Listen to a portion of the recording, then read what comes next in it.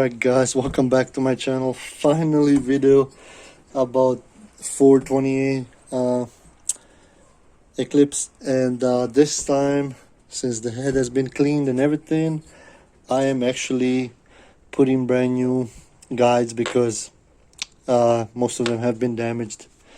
So I decided to go ahead and buy brand new ones. Here's the number, that's the BC guides. And they're right inside here. They've been freezing whole night.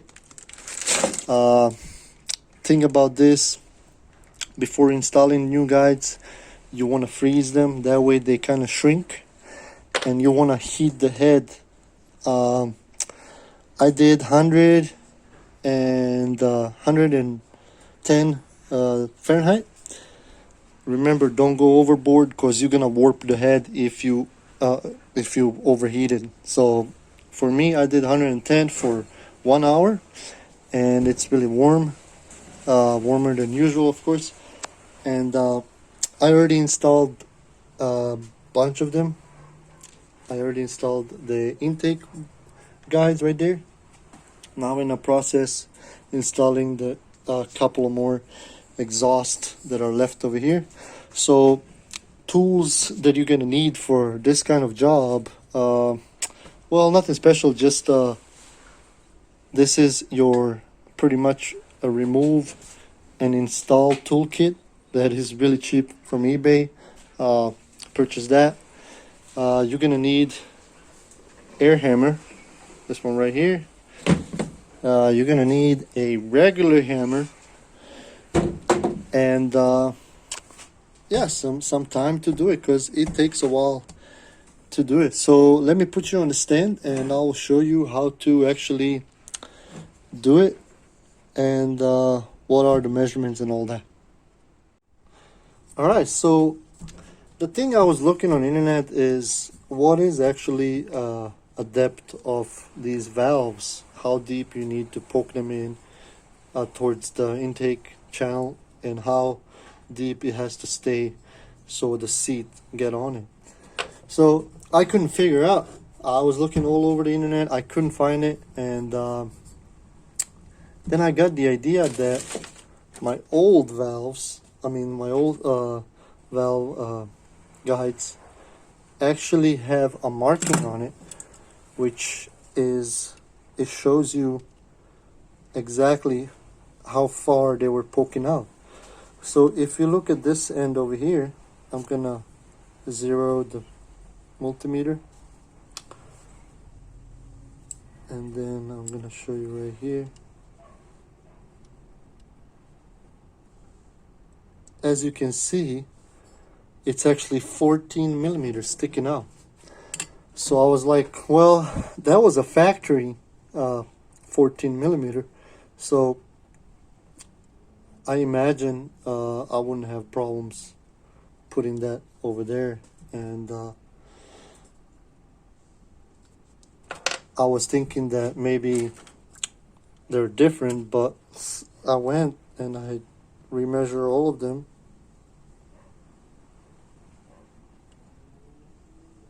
and they're all approximately 14 millimeters.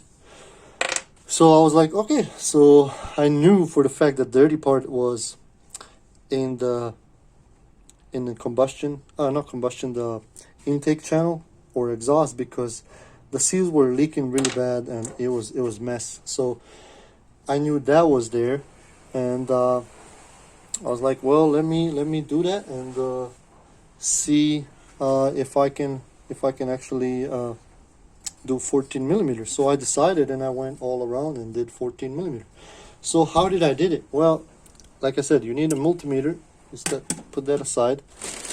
You have your guides in ice overnight, or you can use a dry ice or liquid nitrogen, whatever. I wipe them real quick. You want to do this real fast because you don't want them to cool. I'm gonna do just this one right here, random. Put them there, put it on the tool. You choose a 6 millimeter, stick it in, put it like that. Get your hammer.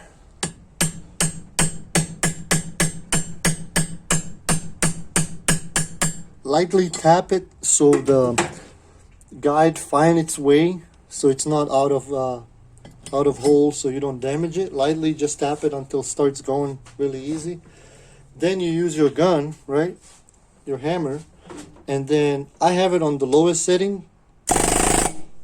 This might vibrate the whole table, so sorry about that. I'm gonna just push it in there and just compress it in there. Right? Look at it a little bit. Right there, a little bit more. Stop it. Get your multimeter and measure it. It's 16, right? From one side, 16 from the other side. I like to measure from multiple sides. So now it's about 1.5 millimeters bigger, or 2 millimeters. I'm gonna actually hammer it because with the air hammer you don't have that much of control how much is gonna go in. So measure it again real quick. Make sure you zero this thing non-stop before measurement. 1454, 82. I didn't measure it probably down good. 1459. Okay, so a hit or two more and it should be fine. Let's see.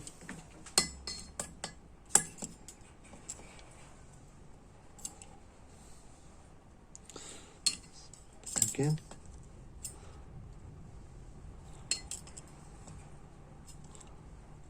1406, 1405,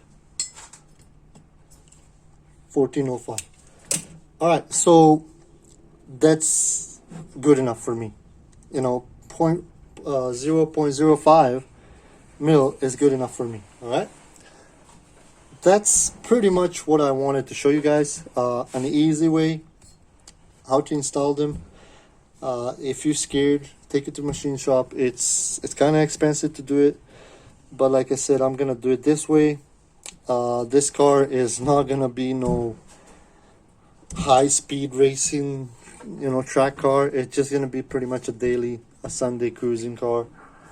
And like I said, if I have any kind of problems, I will go back and fix it. But important thing is that you will have to go and ram the valves, right? Valve guides, because once you put your valves, they might not fit in there, so you're gonna have to take it to machine shop and ram it, make a hole big enough so the valve fit in there. Proper seal, of course. There is only so much of a tolerance that you can do there, so I might do that by myself, or I might actually take it to shop to do it. So like I said, an easy thing to do. If you're scared, like I said, take it to machine shop. They will do it for you. It is kind of expensive, but hey, if you don't have tools, that's your probably only option. Don't hammer the guide by itself with the hammer. I wouldn't suggest that. If you have, even better, if you have a press, that's even better to press it in. That works good too. You can do it with a hammer, and yeah, that's pretty much it, guys. Just wanted to show you real quick that. Of course, if you're new, consider subscribing. If I made some kind of mistake in this video, please correct me down below. Thank you again for watching. Like it, share, subscribe, and I will see you guys next time. Laters.